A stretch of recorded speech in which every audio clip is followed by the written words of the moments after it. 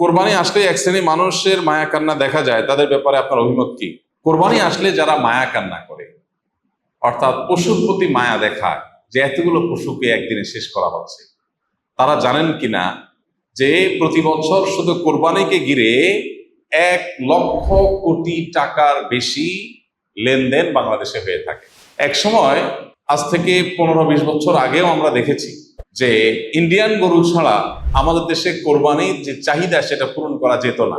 বাজারে ইন্ডিয়ান গরুতে সয়লাভ থাকতো, কিন্তু এখন আলহামদুলিল্লাহ কোরবানিতে এই যে লক্ষ লক্ষ পশু জবে করা হয়, লক্ষ লক্ষ পশু জবে করা হয় এবং শত শত নয় হাজার হাজার কোটি টাকার যে লেনদেন হয়, একটা দেশের অর্থনীতির জন্য এটা যে কত পজিটিভ এবং গুরুত্বপূর্ণ এবং ইতিবাচক দিক, সেটা বোঝার জন্য অর্থনীতির ছাত্র হওয়ার দরকার নেই। আমরা দেখি যে আমাদের দেশে এখন আমাদের কৃষক ভাইয়েরা বিভিন্ন পর্যায়ে মানুষ গরু ছাগল নিজেরা ব্যক্তিগত প্রচেষ্টায় পুষে খামার করে এই পরিমাণ উৎপাদন বাড়িয়েছে যে এখন আর ইন্ডিয়ান গরুর উপরে আমাদের কোরবানির বাজার নির্ভর করে না। এই ক্রেডিটটা কোরবানির অনেক ক্ষেত্রেই, কারণ কোরবানি যদি না থাকতো তাহলে এরকম ব্যক্তিগত পর্যায়ে এত পশু পালনের মানুষ উৎসাহী হতো না। অতএব যারা কোরবানি আসলে পশুর প্রতি মায়া কান্না করে, তারা আসলে হয় জ্ঞান পাপী আর না হলে অর্বাচীন। তারা কোরবানির পেছনের যে অন্তর্নিহিত বিশাল অর্থনৈতিক গুরুত্বপূর্ণ ভূমিকা আছে আমাদের দেশের জন্য, শুধু অর্থনৈতিক ভূমিকায় না, এর পেছনে আরো অনেক কিছু আছে। অনেক গরিব প্রান্তিক জনগোষ্ঠীর অনেক মানুষ আছেন যারা সারা বছর নিজের টাকায় গোশত কিনে খাওয়ার মতো সামর্থ্য তাদের খুব একটা থাকে না। তাদের শরীরে আমিষের যে ঘাটতি আছে, এই ঘাটতি পূরণ করবার ক্ষেত্রে কোরবানির ভূমিকা অপরিসীম।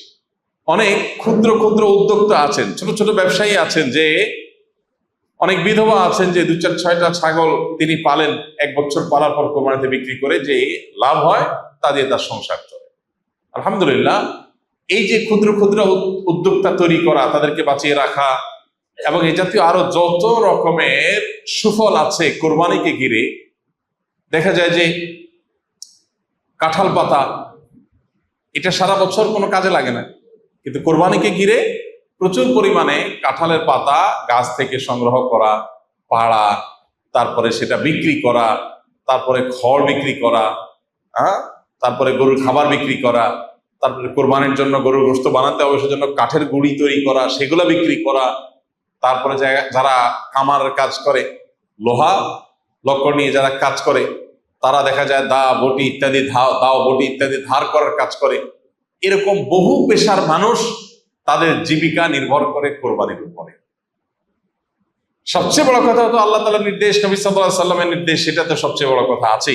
এর পাশাপাশি কোরবানির যত আর্থ সামাজিক উপকারিতা আছে সেটার দিকে যদি কেউ একটু চোখ বুলায়, তাহলে সে কোরবানির ব্যাপারে নেতিবাচক কথা বলতে পারে না, হোক সে নাস্তিক, হোক সে অন্য কোনো ধর্মাবলম্বী।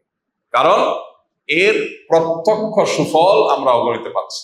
আর যদি কোনো সুফল প্রত্যক্ষ আমরা নাও বুঝি, তারপর আমাদের ইয়াকিন থাকবে, একজন মুসলমান এই বিশ্বাস থাকবে আল্লাহ এবং তার রাসূল যে নির্দেশ করেছে তার ভিতরে কল্যাণ আছে, অকল্যাণ নাই। যারা কোরবানি আসলে মায়া কান্না করে, এদেরকে দেখবেন তারা বিফ বার্গার আর চিকেন ফ্রাই অন্যদের চাইতে একটু বেশি খায়। শুধু তাদের মায়া কান্নাটা হয় কখন? কোরবানির সময়। আল্লাহ তাআলা তাদের এই দ্বিচারিতা সম্পর্কে আমাদের সতর্ক হওয়ার তৌফিক দান করুন। কোরবানির ঈদে কোরবানি ব্যতীত আর কোনো বিশেষ আমল আছে কিনা? কোরবানির ঈদের দিনের সবচেয়ে সেরা এবং সবচেয়ে শ্রেষ্ঠ আমল হলো কোরবানি করা। কোরবানির চাইতে ফজিলতপূর্ণ কোনো আমল আর কোরবানির ঈদের দিনে নাই। তবে কোরবানির ঈদের দিনকে ঘিরে আরো অনেক আমল আছে, যেমন ঈদের নামাজ বা ঈদকে কেন্দ্র করে অনেকগুলো আমল আছে। ঈদগাহে কোনো কিছু না খেয়ে আসা ঈদুল আজহার সুন্নাহ। দিনের প্রথম খাবার কোরবানির পশুর গোশত থেকে খাওয়া, এটা আরেকটা সুন্নাহ। অন্য যে কোনো সাধারণ উৎসব, বিশেষ করে ঈদুল ফিতরের মতো এই ঈদেও উত্তম পোশাক পরা, এটা মুস্তাহাব, ভালো। গোসল করা, সুগন্ধি ব্যবহার করা, এগুলো সব ঈদুল ফিতরের মতো এখানেও সুন্নাহ বা মুস্তাহাব। আর স্পেশাল আমল যদি বলেন, তাহলে কোরবানির ঈদের গোশত দিয়ে দিনের প্রথম খাবার খাওয়া, এটা হলো কোরবানির পরে আরেকটা স্পেশাল আমল, যেটা ঈদুল আজহার জন্য বিশেষভাবে খাস। এছাড়া কোরবানিগ্রস্ত মানুষকে দান করা, গরিব দুঃখীকে দেওয়া, ফাকুলু মিনহা ওয়া আতিউল কানিআ ওয়াল মুতাররা, অভাবী মানুষকে দেওয়া, যারা চায় না মানুষের কাছে তাদেরকেও দেওয়া, এটা আরেকটা আমল বলতে পারেন কোরবানির ঈদকে ঘিরে।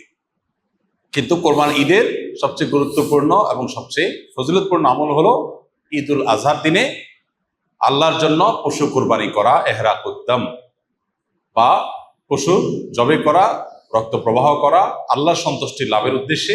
এটা হলো সবচেয়ে গুরুত্বপূর্ণ আমল। আল্লাহ তাআলা আমাদেরকে আমলের তৌফিক দান করুন।